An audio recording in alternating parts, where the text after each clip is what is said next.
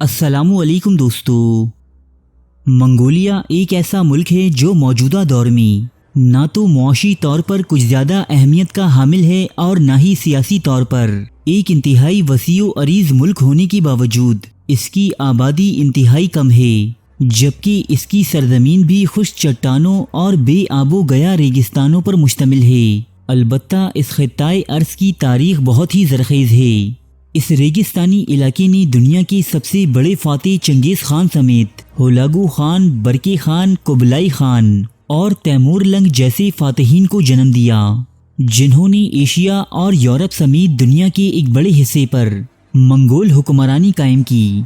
लेकिन हमारा आज का मौज़ूए गुफ्तगू इनमें से कोई फातेह नहीं, बल्कि आज हम मंगोलिया के एक ऐसे शहर की बात करेंगे जो सदियों से यहाँ रहने वाले बाशिंदों में डर और खौफ फैलाने का सबब बना हुआ है। दोस्तों, ये शहर खारा खोतो कहलाता है, जिसके खंडरात मंगोलिया में पहले सहराए गोबी के वस्त में वाक़े हैं। खारा खोतो का मतलब है शहर सियाह यानी काला शहर, जबकि मंगोलिया के कुछ लोग इसे काला पानी भी कहते हैं। ये एक ममनुआ शहर है। मकामी बाशिंदे इस वीरान शहर से दूर ही रहना पसंद करते हैं। मंगोलिया के बासियों में इस शहर से मुताल्लिक तरह तरह की खौफनाक बातें गर्दिश करती हैं। ये लोग कहते हैं कि यहाँ की मिट्टी से खून की बू आती है। कुछ लोग कहते हैं कि इस शहर की फिजाओं में मासूम बच्चों की चीखें और सिसकियाँ सुनाई देती हैं। वहीं बहुत से लोगों का ये भी दावा है कि उन्होंने इस इलाके में कटी फटी और उधड़ी हुई लाशों को चलते फिरते देखा है। इसीलिए इन कदीम खंडरात में सैरो तफरी के लिए आना तो दरकिनार, लोग इसके करीब से गुजरने से भी कतराते हैं।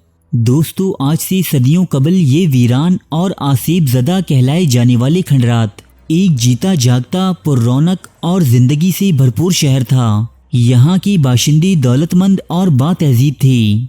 दरिया इस शहर के साथ साथ बहता था, जबकि ज़मीन इंतहाई ज़रख़ेज़ थी। तो फिर आखिर ऐसा क्या हुआ जो ये गुंजान आबाद शहर एक आसेब ज़दा खंडर में तब्दील हो गया, जो आज मंगोलिया में एक जाहे इबरत के तौर पर मशहूर है। इब्तिदा में ये शहर सन 1032 ईस्वी में बसाया गया था, जिसे यहाँ बसने वाली एक कदीम चीनी कौम तेंगूत ने आबाद किया था। ये शहर दरियाए ईजन के किनारे आबाद था, जबकि दुनिया के कदीम तरीन तिजारती रास्ते शाहराए रेशम से गुजरने वाले काफिलों को भी इस शहर से होकर ही गुजरना पड़ता था। शाहराए रेशम के करीब होने के बावजूद यहाँ के लोग तिजारत से वाबस्ता न थे, बल्कि ये लोग इस तिजारती रास्ते से गुजरने वाले काफिलों को मुख्तलिफ खिदमात जैसे खाना, पानी और आराम करने की जगह फराहम करके अपना गुजर बसर करते थे। सन 1226 ईस्वी के दौरान चंगेज़ खान ने इस शहर को फतह करके अपनी सल्तनत में शामिल कर लिया, जिसके बाद ये शहर तेज़ी से तरक्की की मनाजिल तय करने लगा। इस शहर के बासियों की अमारत और यहाँ की शान शौकत के बारे में मशहूरी ज़माना सैयाह मार्को पोलो ने अपनी सफ़रनामे में भी तहरीर किया है। उस दौर में ये शहर एडिज़ना कहलाता था। यहाँ की दीवारें बे इंतहा मजबूत और शहरी बहुत ज़्यादा दौलतमंद थी। ये चीनी और मंगोल सकाफत की बेहतरीन आमाजगाह थी।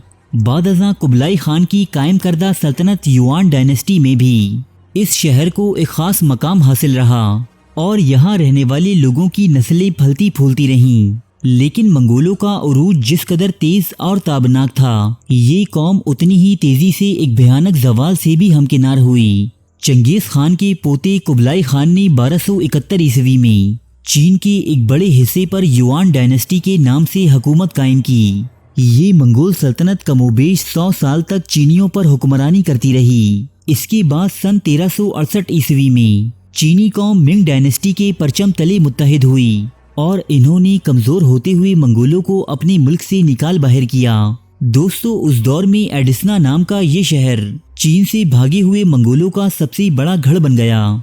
बड़े बड़े मंगोल सरदारों ने चीन में अपनी हुकूमत ख़त्म हो जाने के बाद यहाँ का रुख किया और यहाँ रहकर वो एक मरतबा फिर चीन पर हमले और इस पर हुक्मरानी के मंसूबे बनाने लगे। ये तमाम हालात मालूम होने पर चीन के मिंग हुक्मरान ने इस शहर को दुनिया के नक्शे से मिटा देने का अज़्म किया और 1.5 लाख पर मुश्तमिल एक भारी फौजी लश्कर इस शहर की जानिब रवाना किया गया। چینی روایات کے مطابق اس شہر کا سپہ سالار خارا باتور نامی ایک منگول تھا جس نے چینی فوج کے خلاف سخت مزاحمت کی۔ جب چینی فوج کسی طرح اس شہر میں داخل نہ ہو سکی تو انہوں نے یہاں سے گزرنے والی دریائے ایجن کا رخ موڑ دیا، جس کی وجہ سے یہاں کے شہری پانی کے قطرے قطرے کو ترس گئے۔ جب شہر میں خوراک کا ایک دانہ اور پانی کا ایک قطرہ نہ بچا تو یہاں کی سپہ سالار خارا باتور نے اپنی تمام اہل خانہ کو قتل کر کے خود بھی خودکشی کر لی۔ بعض روایات یہ بھی بتاتی ہیں کہ یہ منگول سپہ سالار اپنی اہل و عیال کے ہمراہ کسی خفیہ راستے سے یہاں سے بھاگ نکلا تھا۔ بہرحال خارا باتور کے غائب ہو جانے کے بعد اس شہر کے باسیوں نے چینی افواج کے لیے شہر کے دروازے کھول دیے۔ چینی جو پچھلی کئی نسلوں سے منگولوں کی غلامی کرتے چلے آ رہے تھے، منگولوں کے وحشیانہ ظلم و تشدد کے باعث ان سے اتنی نفرت کرتے تھے کہ انہوں نے اس شہر کی کسی مخلوق کو زندہ نہ چھوڑا۔ بوڑھے، عورتیں، نومولود بچے، یہاں تک کہ اس شہر میں رہنے والی جانوروں تک کو ذبح کر دیا گیا۔ اپنے مقصد کو حاصل کر لینے کے بعد چینی فوج تو واپس روانہ ہو گئی، لیکن یہ جیتا جاگتا شہر اب محض ایک قبرستان کی سی صورت اختیار کر گیا۔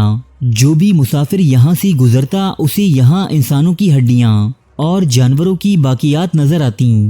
یوں اس شہر کے کھنڈرات سے متعلق کئی حیرت انگیز اور مافوق الفطرت کہانیاں مشہور ہو گئیں۔ کئی صدیوں تک یہ شہر صحرا کی ریت کے نیچے دفن رہا۔ بعد ازاں اسے روس کے کچھ ماہرین آثار قدیمہ نے دوبارہ دریافت کر لیا۔ آج خارا باتور یعنی شہر سیاہ کہلایا جانے والا یہ مقام منگولیا کی مشہور اور خوفناک ترین جگہوں میں سے ایک ہے، جس کے متعلق طرح طرح کی پراسرار باتیں یہاں کی عام عوام میں گردش کرتی ہیں۔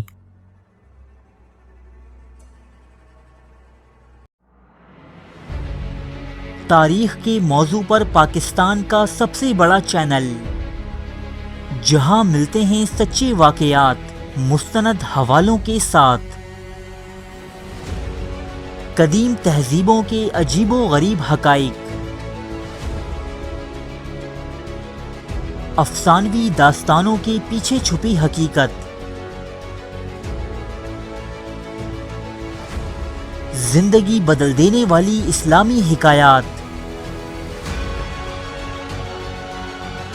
قدیم اور جدید جنگوں کے احوال، دلچسپ اور پراسرار واقعات،